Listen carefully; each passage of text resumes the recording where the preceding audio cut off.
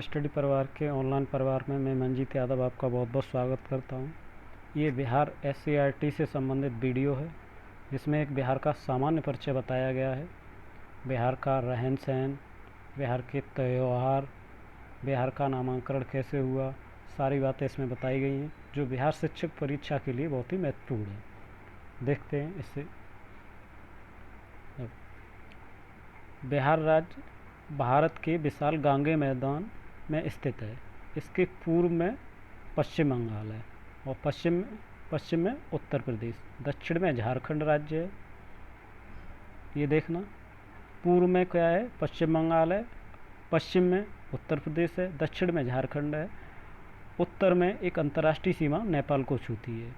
इसके मध्य भाग में गंगा नदी पश्चिम से पूर्व की ओर बहती हुई इसे दो भागों में विभाजित करती है। गंगा नदी किस तरीके से बहती है, ये पश्चिम से पूर्व की ओर बहती हुई है। प्राचीन काल में मगध आज के बिहार प्रदेश का मुख्य भाग था। प्राचीन काल में मगध आज के बिहार प्रदेश का मुख्य भाग था, जो उस समय शक्ति, शिक्षा, संस्कृति का केंद्र हुआ करता था। यहीं से भारत के प्रथम साम्राज्य यानी मौर्य साम्राज्य का उदय हुआ था, जिसने दक्षिणी एशिया के बृहद भाग को एक सूत्र में पिरो दिया था। बिहार का उत्तरी भाग मिथिला ब्राह्मण शिक्षा का एक प्रारंभिक केंद्र रहा था।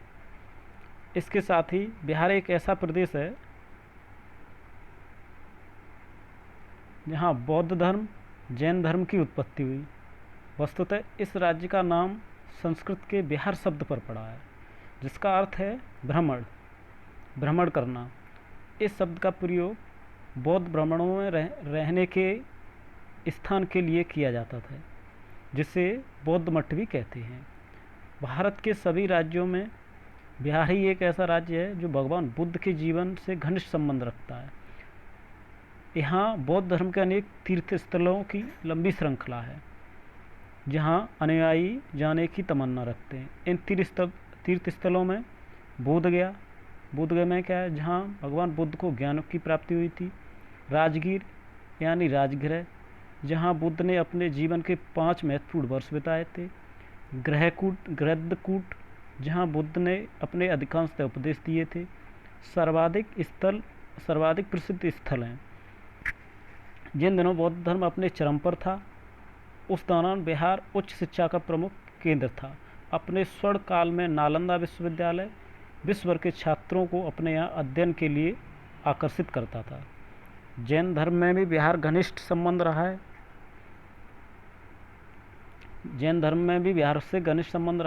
आगे देखते हैं जैन धर्म से। जैन धर्म के 24 के तीर्थंकर महावीर स्वामी का जन्म कुंडलपुर और निर्वाण पावापुरी में हुआ था। ये देखते हैं इसमें क्या क्या तथ्यावली में क्या क्या है। तो बिहार का राज्य दिवस कब है? 22 मार्च को। भौगोलिक क्षेत्रफल क्या है बिहार का? 94,163 वर्ग किलोमीटर। राजधानी क्या है? पटना। आधिकारिक भाषा कौन कौन सी हैं? हिंदी, मैथिली और उर्दू। राज्य पशु क्या है? बैल। और राज्य पक्षी क्या है? गौरैया। और राज्य पुष्प क्या है? गेंदा। और राज्य वृक्ष क्या है? पीपल। एक बार फिर देखते हैं इसे। राज्य दिवस कब मनाया जाता है? 22 मार्च को। भौगोलिक क्षेत्रफल क्या है? 54,163 वर्ग किलोमीटर। आधिकारिक भाषा क्या है? मैथिली, हिंदी, मैथिली और उर्दू। राजधानी पटना है। पशु बैल है, पक्षी गौरैया है, पुष्प गेंदा है, राज्य वृक्ष पीपल है। आगे देखते हैं। सांस्कृतिक विशेषताएं देखते हैं क्या क्या है। भाषा। प्राचीन काल में यहाँ भिन्न भिन्न राजवंशों के शासन केंद्र होने के कारण बिहार ने भारतीय संस्कृति के समग्र पक्षों की परिपुष्टि करने में उल्लेखनीय योगदान दिया। हिंदी का बिहारी शब्द संस्कृत भाषा के बिहार शब्द से व्युत्पन्न हुआ है। इस शब्द का प्रयोग इस राज्य के निवासियों और यहाँ की 3 प्रमुख भाषाओं अर्थात भोजपुरी, मैथिली और मगही के लिए सामूहिक रूप से किया जाता है। यहाँ की 3 प्रमुख भाषाएं कौन कौन सी हैं? भोजपुरी, मैथिली और मगही के सामूहिक प्रयोग के लिए किया जाता है, जो बिहार में प्रमुख रूप से बोली जाती हैं। वैसे तो इन सभी भाषाओं में लिखित कृतियों की बहुलता है, पर मैथिली इस दृष्टि से सबसे समृद्ध भाषा है। इसके अलावा बिहार ने प्राचीन काल में संस्कृत, पाली, अधुनातन काल में हिंदी साहित्य के विकास में उल्लेखनीय योगदान दिया है। वेशभूषा के बारे में देखते हैं क्या है। बिहार के लोगों की पारंपरिक वेशभूषा में पुरुषों के लिए धोती कुर्ता, स्त्रियों के लिए साड़ी है, लेकिन कुछ अवसरों पर पुरुष कुर्ते के साथ चूड़ीदार पजामा भी पहनते हैं। साड़ी जो कि स्त्रियों के लिए पारंपरिक पहनावा है, विभिन्न रूप रंगों तथा डिजाइनों में उपलब्ध होती हैं। भागलपुर और उसके आसपास के इलाके में निर्मित मटका रेशम उत्तम किस्म का रेशम है। ये महत्वपूर्ण बात है। भागलपुर और उसके आसपास के इलाके में कौन सा? मटका रेशम। स्त्रियों को कड़े, अंगूठियाँ, पायल जैसे गहने पहनने बहुत शौक होता है। चंद्रहार, तिहड़ी, पंचलड़ी, सतलड़ी और सिकंडी, पंचहार, तिलड़ी, पंचलड़ी, सतलड़ी और सिकंडी भी कुछ अन्य गहने हैं जो सामान्यतः स्त्रियां पहनती हैं। अब देखो खान पान क्या है बिहार का। बिहार के मुख्य भोजन में रोटी, दाल, चावल, सब्जी, अचार शामिल होते हैं। भोजन पकाने का पारंपरिक माध्यम सरसों का तेल है। खिचड़ी को चावल, दाल, मसाले के साथ बनाया जाता है और कई वस्तुओं के साथ गर्मा गर्म परोसा जाता है। विभिन्न अवसरों पर सेवन भी किया जाता है। वैसे तो बिहार का पसंदीदा व्यंजन लिट्टी चोखा है। लिट्टी गेहूं के आटे से बनी होती है, जिसमें सत्तू, चने का आटा भरा होता है, जबकि चोखा उबले और मसले हुए आलू, टमाटर या बैंगन से बनता है। बिहार में अन्य लोकप्रिय नमकीन मखाना और सत्तू है। बिहार में बड़ी मात्रा में मीठे व्यंजन भी मिलते हैं, जिनमें काला जामुन, केसरिया पेड़ा, खाजा, खुरमा, पुआ, मालपुआ, ठेकुआ, मुरब्बा, तिलकुट आदि शामिल हैं। अब त्यौहार देखते हैं क्या क्या है। बिहार में बहुसंख्यक लोग हिंदू हैं, इसलिए राज्य के सभी हिंदू त्यौहार बहुत हर्षोल्लास के साथ मनाए जाते हैं। एक त्यौहार ऐसा भी है जो बिहार से जुड़ा हुआ है। इस त्यौहार को छठ कहा जाता है। दीपावली के बाद होने वाला यह छठ पूजा सूर्यदेव और उनकी पत्नी उषा को समर्पित होती है। छठ के बारे में सबसे महत्वपूर्ण बात देखना, ये सूर्यदेव और उनकी पत्नी उषा को समर्पित होती है। सूर्य पर जीवन को बनाए रखने, इच्छाओं को पूरा करने के लिए इस त्यौहार को पूरे बिहार, झारखंड, पूर्वी उत्तर प्रदेश, नेपाल के कुछ हिस्सों में उत्साह के साथ मनाया जाता है। सोनपुर पशु मेला राज्य का एक प्रसिद्ध और सांस्कृतिक आयोजन है। यह गजेंद्र मोक्ष की किंवदंती को दोहराता है। सोनपुर में हरिहरनाथ मंदिर का मेला, जो कार्तिक माह नवंबर की पूर्णिमा को दिन शुरू होता है। कब होता है शुरू? जो हरिहर मेला होता है, हरिहरनाथ मंदिर पर जो मेला लगता है, कार्तिक मास की पूर्णिमा को, जो नवंबर महीने में आती है। आगे देखते हैं। बिहार के लोग नागपंचमी यानी श्रवण मास जुलाई मास की पाँचवीं के दिन नागों को दूध अर्पित करते हुए पूजा करते हैं। नाग पूजा का प्रमुख केंद्र राजगीर है। यह त्यौहार प्रतिवर्ष 14 जनवरी को मकर संक्रांति के दिन मनाया जाता है। पौष मेला एक अन्य त्यौहार है जो बिहार में धूमधाम से मनाया जाता है। तो नागपंचमी हो गया, एक पौष मेला हो गया।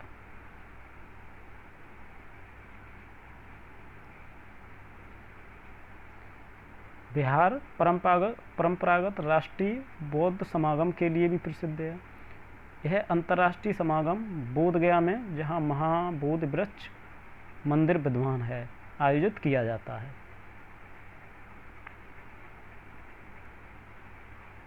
गया में दलाई लामा का वार्षिक सत्र दिसंबर मास में संपन्न किया जाता है।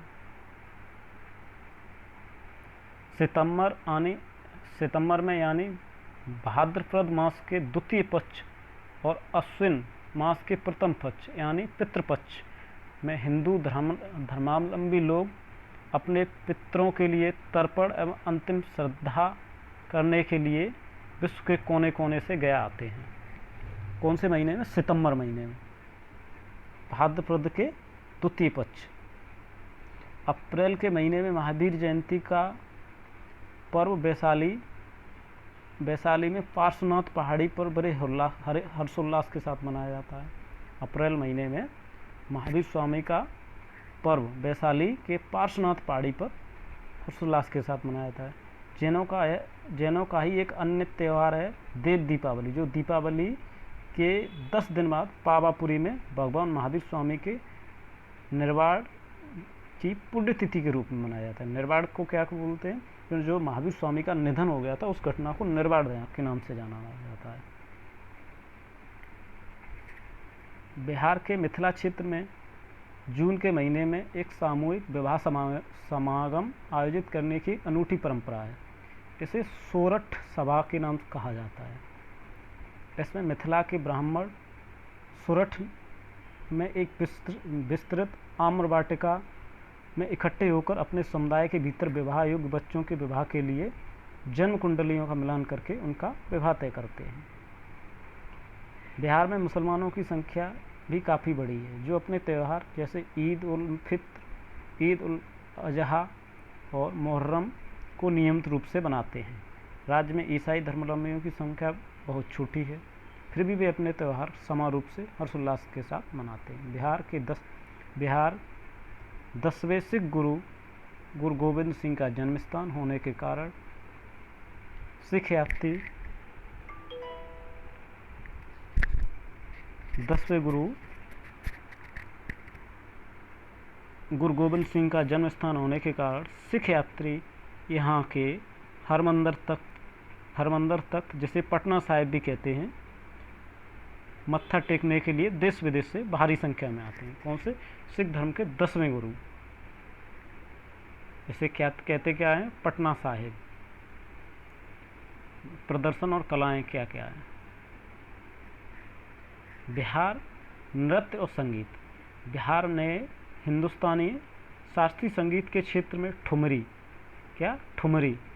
एक पूर्व अंग संगीत की गया शैली,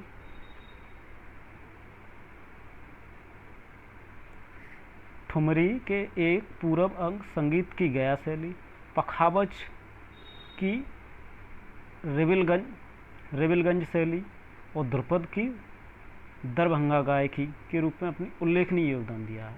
ये तीनों कौन कौन सी बिहार की? देखो, ठुमरी की एक है पूर्व अंग और संगीत की गया शैली, और पखावज की रेविलगंज शैली और ध्रुपद की दरभंगा गायकी, ये तीनों हैं। ईसा की 14वीं शताब्दी में बिहार में सूफी संत सादिरफुन अहमद मनेरी के सोम गायन को लोकप्रिय बनाया था। 14वीं शताब्दी में बिहार के सूफी संत सादिरफुन अहमद मनेरी के सोम गायन को लोकप्रिय बनाया था। राज्य ने और भी अनेक संगीताचार्य ध्रुपद गायन उत्पन्न किए हैं, जैसे दरभंगा घराने के मलिक और बेतियात घराने के मिश्र। कौन? दरभंगा घराने के मलिक और बेतिया घराने के मिश्र। उपयुक्त के अलावा बिहार में लोकगीतों की एवं पुरानी परंपरा है। ये लोकगीत विवाह, जन्मोत्सव, अन्य उत्सवों के अवसरों पर गाए जाते हैं। ये अधिकतर गीत सामूहिक रूप से वाद्य यंत्रों जैसे ढोलक, बांसुरी, कभी कभी तबला, हारमोनियम के साथ गाए जाते हैं।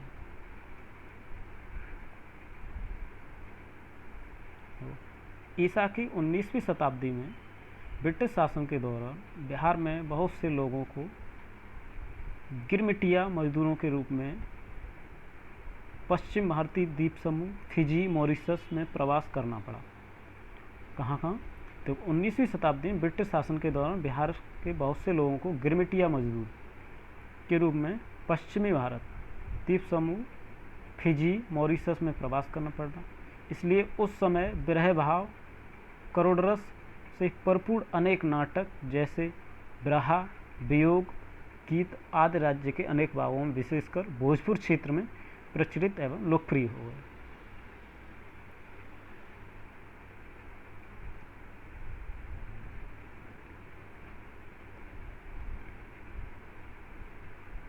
ये तालिका देखते हैं, तालिका में क्या क्या दिया है। होली गीत। होली गीत में क्या होता है, इस गीत के साथ स्त्रियां पुरुषों द्वारा बजाए जा रहे मजीरा ढोल के साथ उत्पन्न लय ताल के साथ मनोहर नृत्य करती हैं। होली गीत में क्या होता है, इस गीतों के साथ स्त्रियां पुरुषों द्वारा बजाए जा रहे मजीरा ढोल से उत्पन्न लय एवं ताल के साथ मनोहर नृत्य करती हैं। कजरी, यह गीत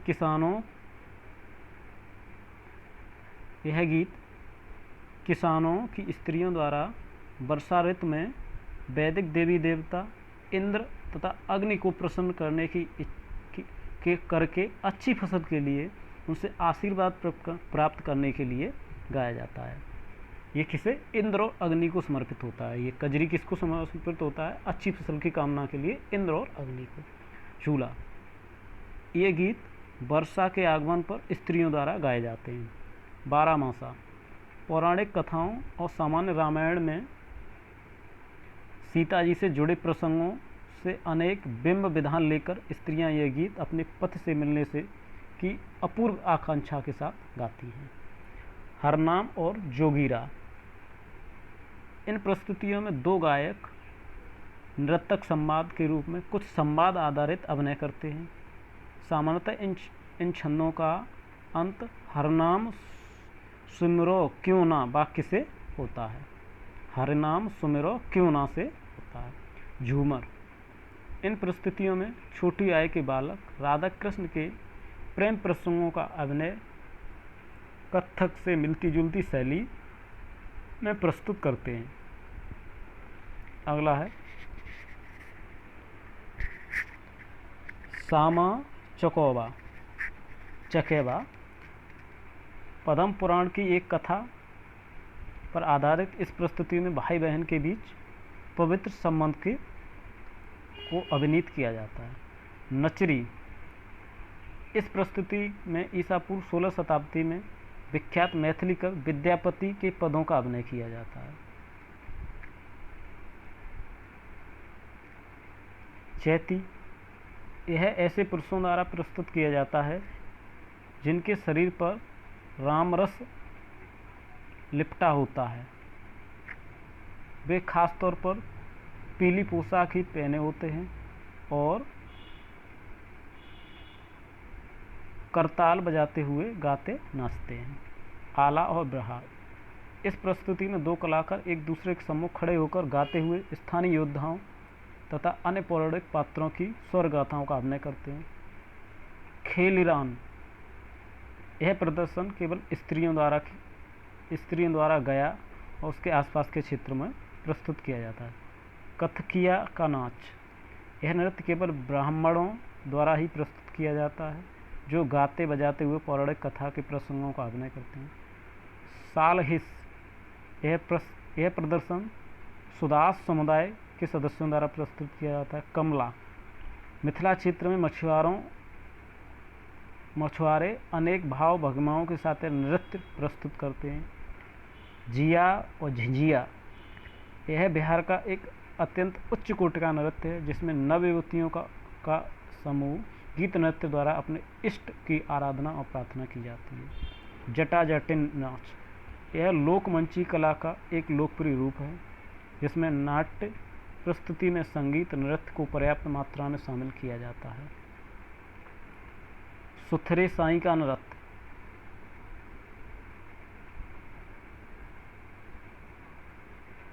सुथरे साई का नृत्य, इस नृत्य में घर घर भटकते हुए चारण भाट अपनी संपूर्ण चारण भाट अपनी संपूर्ण वहाँ पर पहने हुए लोहे के कड़ों पर अपने हाथ में पकड़ी हुई छड़ी को पीट पीट कर तान छेड़ते हुए नाचते हैं।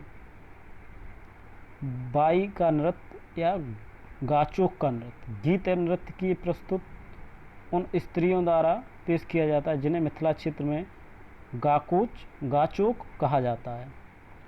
नृत्य कला का नाच, नृत्य कली का नाच। इन प्रस्तुतियों में युवा लड़के शिव पार्वती राधा कृष्ण संबंध कहानियों अभिनीत करते हैं।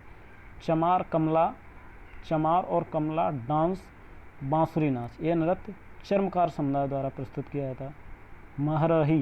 महरई यह नृत्य बिहार के मल्लाहों, नाविकों द्वारा प्रस्तुत किया जाता है। भाड़, इस समूह में पेशेवर विदूषक होते हैं जो अपने संगीत और नृत्य के माध्यम से चुटीले संवाद प्रस्तुत करते हैं। कर्मा नृत्य, ये बहुत ही महत्वपूर्ण है। कर्मा नृत्य, यह नृत्य गर्भाधान या प्रजनन क्षमता उत्पादक धार्मिक क्रियाओं से संबंधित है, जिसमें स्त्रियां कर्मा की एक पौधा लगाकर अपने चारों ओर नाचती हैं। वृंदावनी, यह सप्ताह भर चलने वाले चैत्र उत्सव के दौरान प्रस्तुत किया जाता है। और विदेशिया भी बहुत ही महत्वपूर्ण है। भोजपुरी में इसका तात्पर्य विदेशी भूमि से है। यह एक लोकप्रिय लोकमंची प्रदर्शन है जो व्यापक रूप से पश्चिमी बिहार में प्रस्तुत किया जाता है। संभवतः यह गड्ड राय नामक व्यक्ति द्वारा प्रारंभ किए गए। किससे? गुड्ड राय नामक व्यक्ति द्वारा प्रारंभ किए। इस कला रूप ने आगे चलकर सुप्रसिद्ध लेखक अभिनेता भिखारी ठाकुर की प्रतिमा और करिश्मे के कारण इसी नाम के अनेक नाटकों की उत्कृष्टता की बदौलत दूर दूर तक लोकप्रियता और मान्यता प्राप्त की है। तो भिखारी ठाकुर किससे संबंध में? विदेशिया से। और ये किसने शुरू किया था? गुड्ड राय नामक व्यक्ति द्वारा प्रारंभ किया था। अब एक चित्रकला देखते हैं और शिल्प।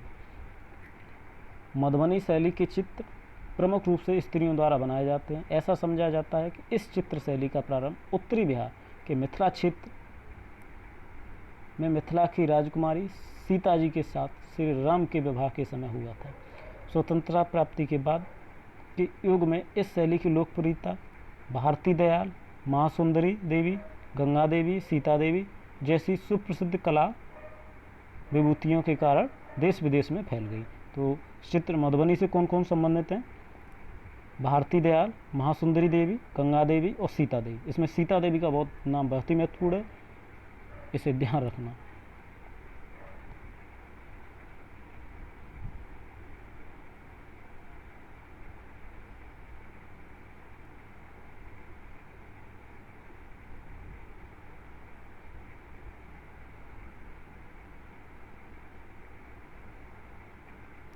अब यह अत्यंत लोकप्रिय कला का रूप बन गई है और अनेक नारी कलाकार इसमें सक्रिय विस्तार में संलग्न हैं। मधुबनी चित्रकला के विषय अधिकतर पौराणिक कथाओं पर आधारित हैं। राम, कृष्ण, शिव, दुर्गा, लक्ष्मी, सरस्वती जैसे देवी देवताओं का चित्र करते हैं। सूर्य, चंद्रमा जैसे प्राकृतिक विषय, तुलसी जैसे पवित्र पौधे बहुतायत से चित्र किए जाते हैं। इसके अलावा शाही दरबारों, शाही विवाह जैसे सामाजिक समाकारों और प्रकृति के साथ मानव संबंधों के दृश्यों को इसमें चित्रित किया जाता है। मंजूषा कला अथवा आंगिक कला भी बिहार का एक दूसरा प्रसिद्ध कला रूप है। यह प्रमुख रूप से उस क्षेत्र में अपनाया जाता है जिसे पहले अंग कहा जाता था। ऐतिहासिक दृष्टि से चित्रकला की पटना शैली, जिसे कंपनी पेंटिंग भी कहा जाता है, ईसा की 18वीं शताब्दी के प्रारंभिक दशकों में 20वीं शताब्दी के मध्य तक बहुत फूली फली। चित्रकला की पटना शैली मुगलों की लघु चित्र शैली से निकली है। पटना शैली किससे निकली है? मुगलों की लघु चित्र शैली से। इन लोगों ने इस कला के रूप में अपनाया और ये मुगलकालीन हिंदू कलाकार के ही वंशज थे। बिहार में पाई जाने वाली मूर्तियों का समय मौर्य काल तक खोजा जा सकता है। अशोक के स्तंभ और दीदारगंज की एचडी की प्रतिमा जो एक शिलाखंड पर उकेरकर बनाई गई, इस काल की मूर्तिकला के उदाहरण हैं। ऐसी और भी बहुत सी पत्थरों से बनी हुई कृतियाँ बिहार भर में सभी जगह पाई जाती हैं। पाल युग की कांस्य प्रतिमाएं प्राचीन काल की उन्नत शैली का उदाहरण पेश करती हैं। सुल्तानगंज की बुद्ध प्रतिमा और मंदर पहाड़ी पर स्थित भगवान विष्णु की गुप्तकालीन अनुपम मूर्ति अनुमानतः 1500 वर्ष पुरानी है। सुल्तानगंज की बुद्ध प्रतिमा और मंदर पहाड़ी पर स्थित भगवान विष्णु की गुप्तकालीन अनुपम प्रतिमा 1500 वर्ष पुरानी है लगभग। इसी प्रकार बिहार में प्राचीन वास्तुकला के अनेक सुंदर नमूने पाए गए हैं, जिसका निर्माण काल वैदिक युग के आसपास का माना जाता है। हालांकि मौर्य काल में निर्माण की सामग्री के रूप में ईंट और पत्थर का इस्तेमाल होने लगा था, फिर भी लकड़ी की ही निर्माण की पसंदीदा सामग्री बनी रही।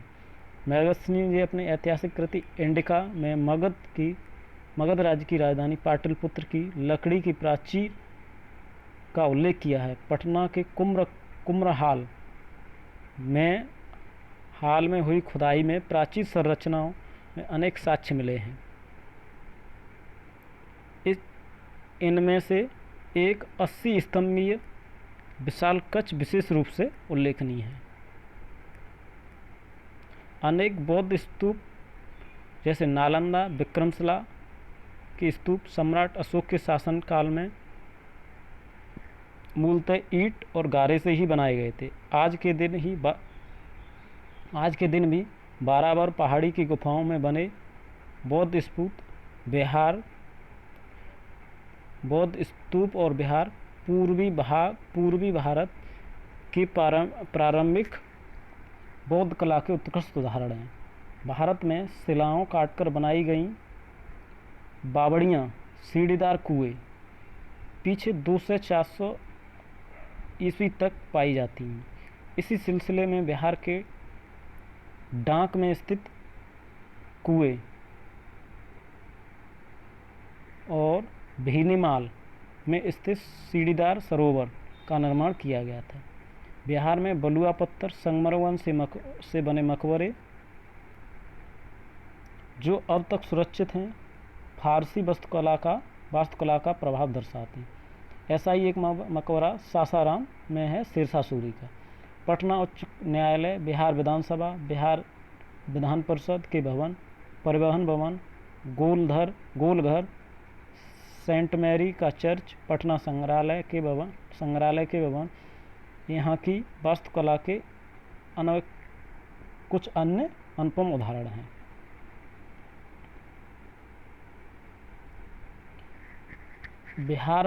बिहार के कला शिल्पी स्थानीय सामग्रियों का उपयोग करके दैनिक उपयोग की वस्तुएं बनाने में कुशल हैं। बांस की पट्टी अथवा बेंत की डंडियों के निर्मित बहुरंगी छबड़ियाँ और प्याले और तस्तरियाँ बिहार के सभी घरों में सामान्य रूप से पाई जाती हैं। उत्तरी बिहार में सिक्की घास से बनी पौटी नाम का एक विशेष पात्र एक ऐसा भावनापूर्ण उपहार है जो विवाह के बाद दुल्हन को अपने पिता के घर से विदा होते समय दिया जाता है। इसके अलावा बिहार में भागलपुर रेशम उत्पादन के लिए प्रसिद्ध है। यहाँ उत्पादित रेशम का तुस्साहा यानी टसर कहा जाता है।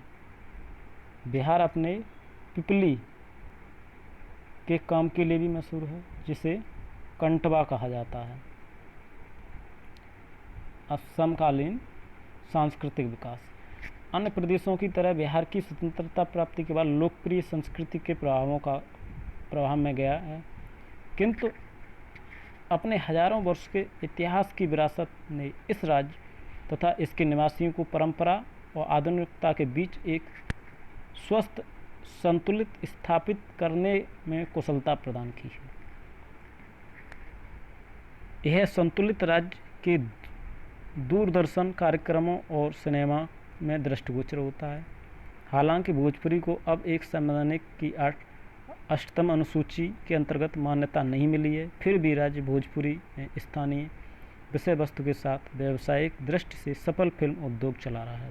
बिहार की लोकप्रिय संस्कृति के प्रत्येक पक्ष में भी गतिशीलता देखी जा सकती है, क्योंकि उनमें समकालीन राजनीति, अर्थशास्त्र और सामाजिक जीवन की झांकी सर्वत्र दृष्टिगोचर होती है। इसके अलावा बिहार की सरकार भी विभिन्न रचनात्मक उपायों को अपनाकर राज्य की संस्कृति को सुरक्षित रखने और उसे उन्नत बनाने के लिए सच्चे दिल से प्रयत्नशील है। पटना संग्रहालय राज्य के इतिहास और सांस्कृतिक विरासत का विश्व स्तरीय भंडार है।